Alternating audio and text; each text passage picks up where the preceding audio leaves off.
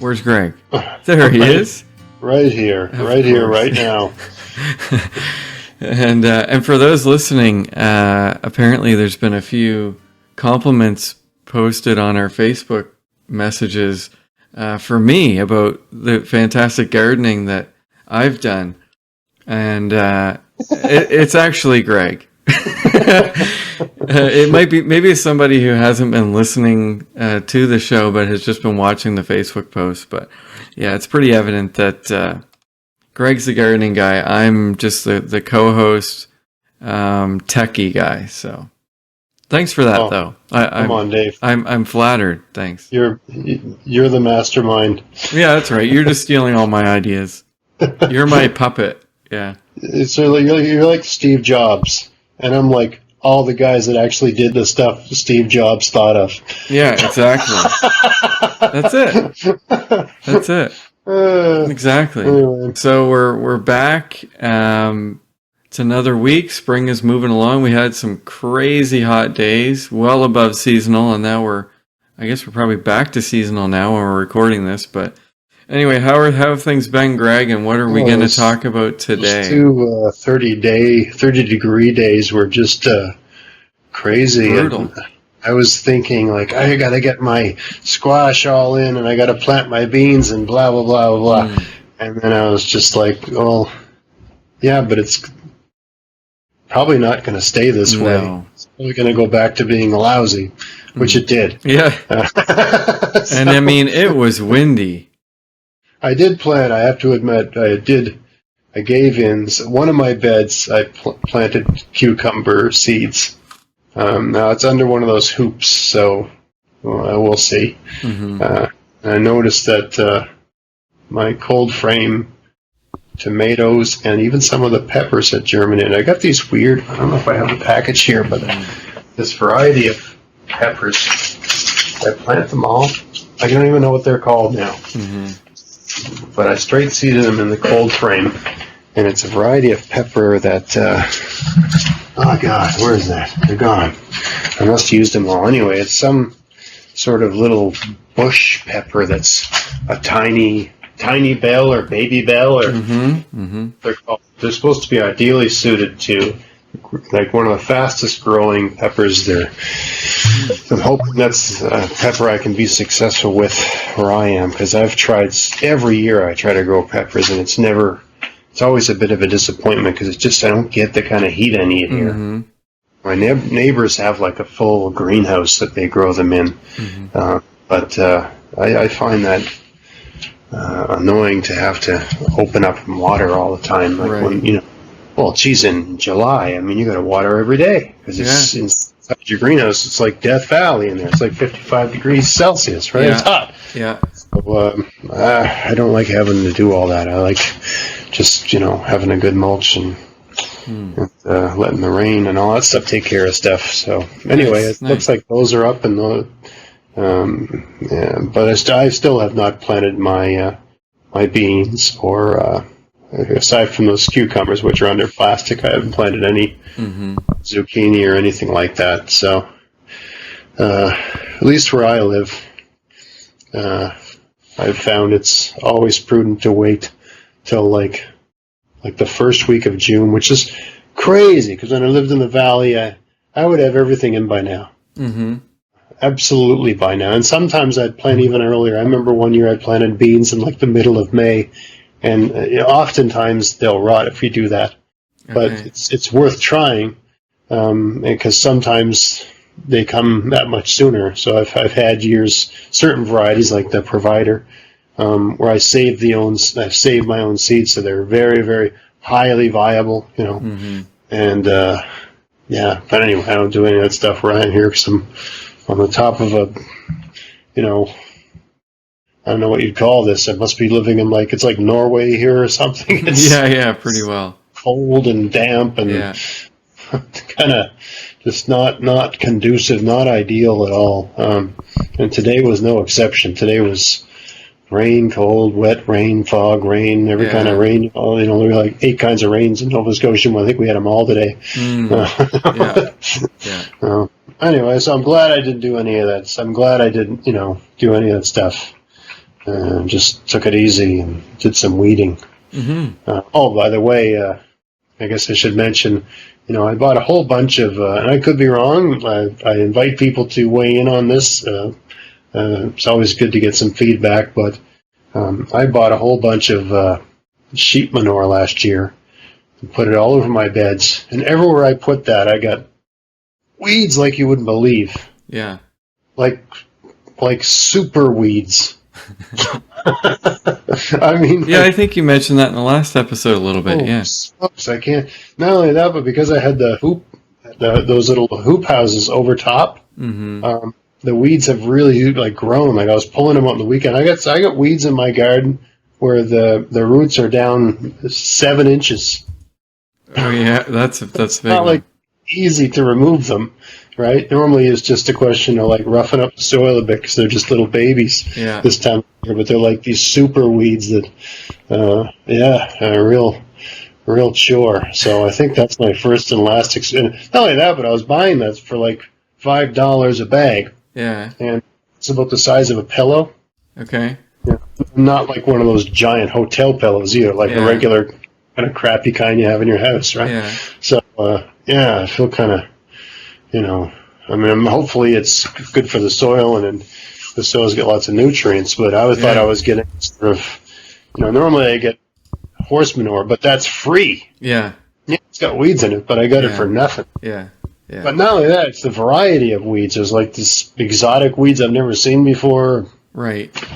Yeah. Cool. So, not cool. Not cool. Not cool. Well, they're neat weeds if you're into weeds. If you're really into weeds, well, and it's weird in my garden. I have certain things that grow. I seem to have dill everywhere. Okay. And it seems like because I had some things go to seed last year. I seem to have red Russian kale growing all over the place, which is great. I wish I had more weeds like that. Right. Especially the dill. The dill's a delightful herb. Anyway, so today we're going to talk about a free irrigation system. So, I don't know how much people think about this sort of thing, but, if you have a garden and if you have a raised bed, or perhaps if you don't have much of a mulch, I've seen these gardens where they have irrigation. I've seen them built. I got this idea because I was working on a property the other day, and I was building a garden for a woman, and all I'm doing is putting 3 inches of mulch over all her beds. And right next door, there's a garden that has no mulch at all. Yeah. And you can tell the thing has a $300 drip irrigation system installed. And I don't know what the people, this was all done for them. You could just tell it was done by some sort of landscape company. But what a waste of time. Oh, yeah. I mean, why on earth would you? No, there was no mulch on the thing. Yeah. So, the thing's designed to not hold water. And then so you put a water system in there, which costs, and it's not going to last. There's those things, you got to just bleed it dry in the winter so it doesn't, burst from water and all that. You got to turn it on, you got to turn it off, or you got to hook up some sort of timing system so that it works. But even if you have a timing system, if it's rained every day of the week, you don't need that thing kicking in. Right. It's wasting water. It's so much easier to just design it in a way so that it uses the water that falls out of the sky and hangs on to it a bit. Yeah. This is a continuation of the mulch theme from last week. And my perennial anti-raised bed rants. I just wrote an article on my column on raised beds and why I think they can work for you, and you can get good results with raised beds. But as I've said before, they're absolutely unnecessary to have a good garden. It's not the key to having a good garden. It's just it's a way to garden, but it absolutely adds nothing to the equation. Plants don't care. Everything likes being in the ground, and the water is in the ground. And it's a continuation of my general permaculture theme, where you're sort of looking at nature and copying the way natural systems work. Yeah. Well, natural systems don't have irrigation hoses and drip irrigation and timers and your Christmas tree light timers that turn the irrigation system on, and it pumps and all that other stuff. They don't need it. Yeah. Literally don't need it. And natural systems take advantage of mulches, and natural systems, everything grows at grade. Because if you look at, if you take any location where you've got soil, and you dig, let's say you excavate, so you can get a view of a cross-section of that soil. Yeah. Right? You're going to see the topsoil and the subsoil. You're going to see all these different layers. Yeah. But usually, you only have to go down about a foot or so, and then you've got clay or something quite hard. Right. So it rains, and you've got like all these different layers, right? You've got the very top layer, the organic layer. That's the stuff that's breaking down. So in your garden, if you're using a mulch, that's that mulch layer, 2 or 3 inches of mulch. In a forest, it would be the surface layer where there's leaves and sticks and needles and breaking down stuff. Yeah. And there's the surface soil. That's the really fine, nice stuff that things like to grow in. And then there's the subsoil, which is much more, clay-like and more stuff like that. More minerals. That's much more mineral than the previous level, and it's going to be harder. So water doesn't penetrate that quite as readily. Then you've got the substratum, which is beneath that, which is much harder. And so if you've got rain, it's going to run along all those, they're called soil horizons, but it's going to run along all of those things, but it's going to penetrate the organic layer, it's going to penetrate the surface level, and then when it hits the subsoil level, it's going to penetrate that very slowly. It'll run along that if you've got any sort of grade. Yeah. And it's really going to run along the substratum level. But that's not a big deal if your plants are planted at grade, because the roots are going to get down past the organic layer, past the surface level, and if they've got, mature root system, as they get larger, the roots are even going to get down into the subsoil, so the roots are going to go down quite far. So every time it rains, it's going to take days for that water to go down through and get, each of those layers. As, let's say you have a really good rainy day, and then it's sunny for a week, right? Yeah. So after a couple days, the first 2 inches might dry off. Probably not if you've got a good mulch on there, but eventually, the top layers are going to get less. There's going to be less moisture, but there's still going to be moisture at those lower levels. Yeah. But if you're planting above ground in some sort of raised bed type situation, well, you've taken all that stuff out of the equation. You're above all of that. Yeah. So you got to stand out there with your watering hose or hook up some sort of system. So that's why I call it a free irrigation system. It's free because it isn't an irrigation system. Yeah. It's just using the irrigation system that works perfectly for everything. Right? Yeah. You look out, you get some sort of heat wave, and you look out over you're driving down the highway, look in any ditch, or just look into the tree line of the forest. Everything's growing great. Yeah. Because that's all using the free irrigation system. Heavy mulch, everything planted at grade, and it all just takes care of itself. Yeah. So and the whole reason I got this idea is I was just looking at this. I could tell it was a very expensive irrigation system. I was just like, man, why do people do this stuff? It's, obviously the people that own the home didn't know. They just said, look, we want a garden. Here's a pile of money. Put a garden in. I can understand the reasoning. Well, we need water, and this is going to supply it at regular intervals. Yeah. But it's so much easier just to design the system so that it takes care of that on its own. Mm-hmm. And of course, there's all the other benefits of using so it's a combination of using a mulch and planting at grade, right? Mm-hmm. Now, I mean, people might say, well, yeah, but my soil's no good, and I don't want to have to till it up. I just want to put a box and fill the box up, right? Mm-hmm. And that is easier, can be easier than tilling it up.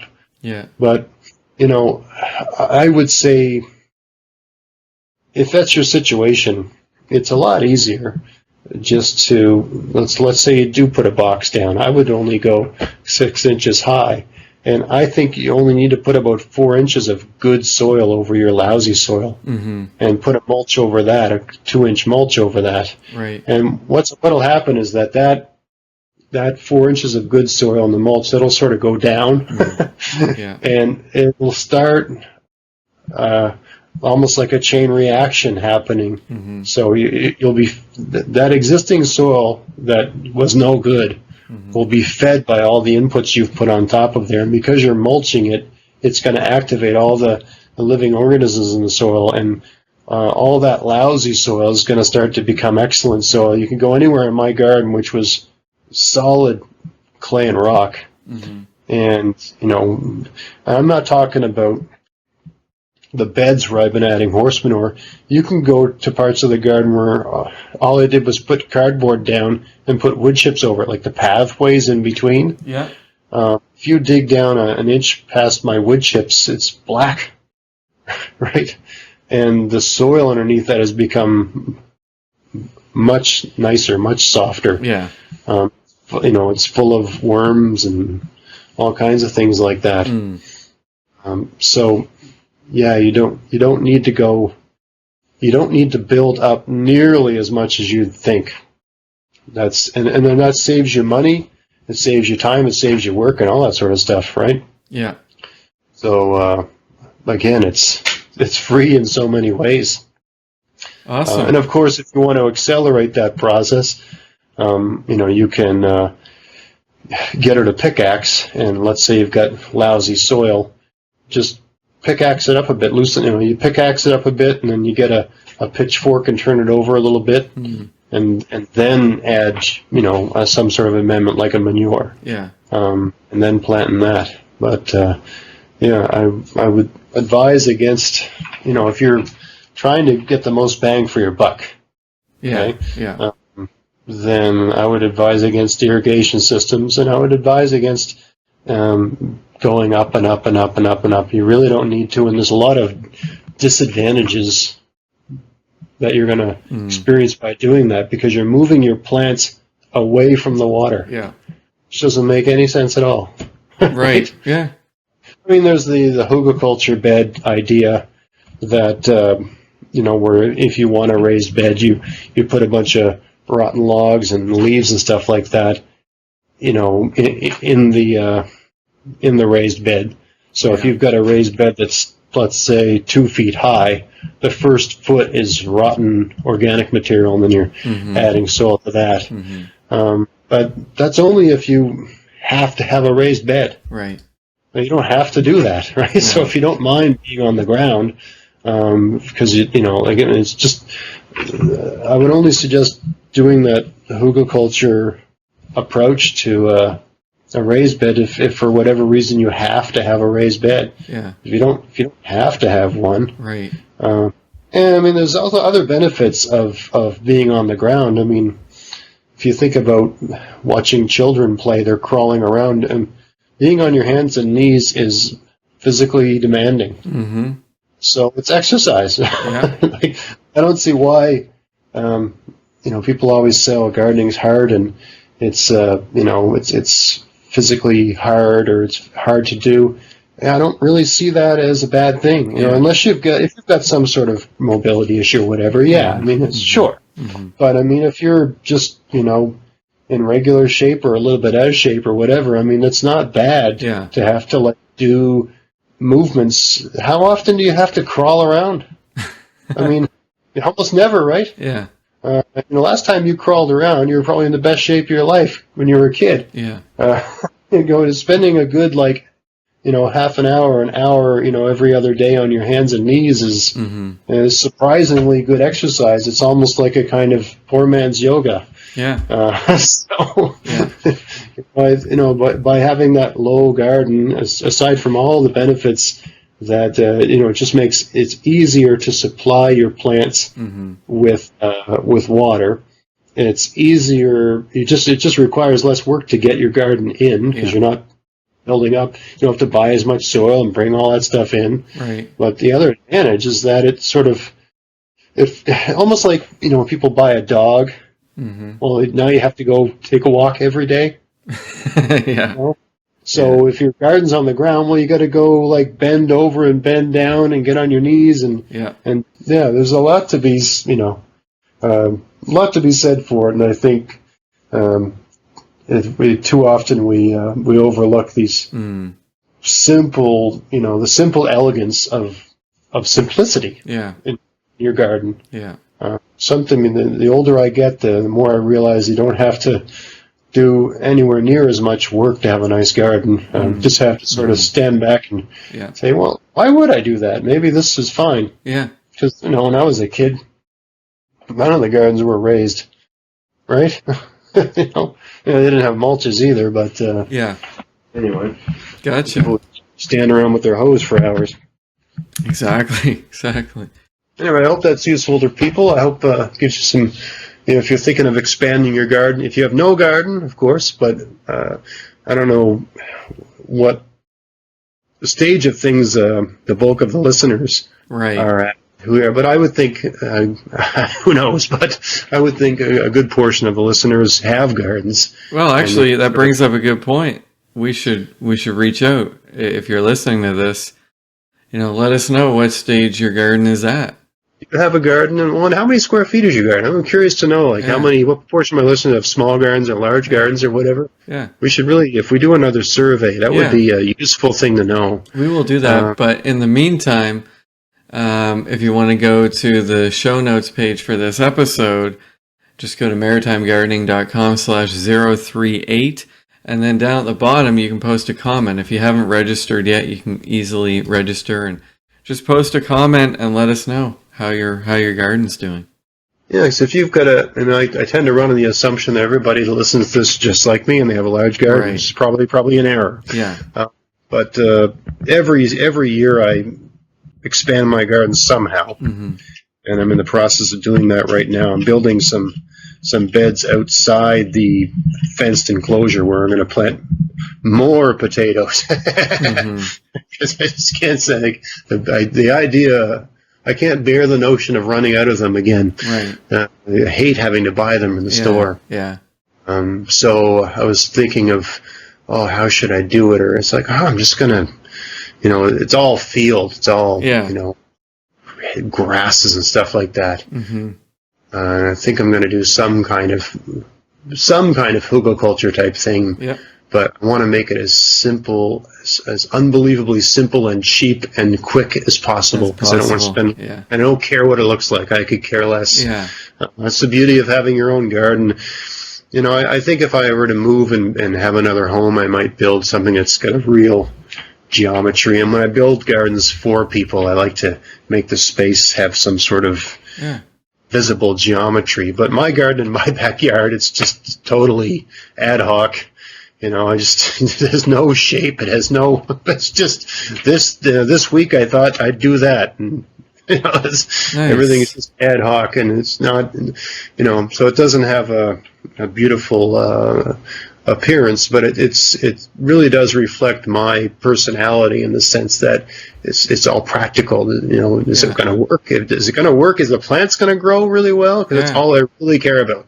Yeah. And if they're growing well, and also sort of a laboratory type approach to gardening where everything's a little experiment. Well, I'll try this. How about I try that? Every year I want to try something different. Why don't I try using this kind of soil? Why don't I try using that kind of material or this kind of mulch or whatever? So my garden reflects that sort of playful, curious attitude I have towards just about everything. But the garden, there's no better place for curiosity than a garden. The whole thing's like a mad scientist lab. Yeah. So awesome. Yeah.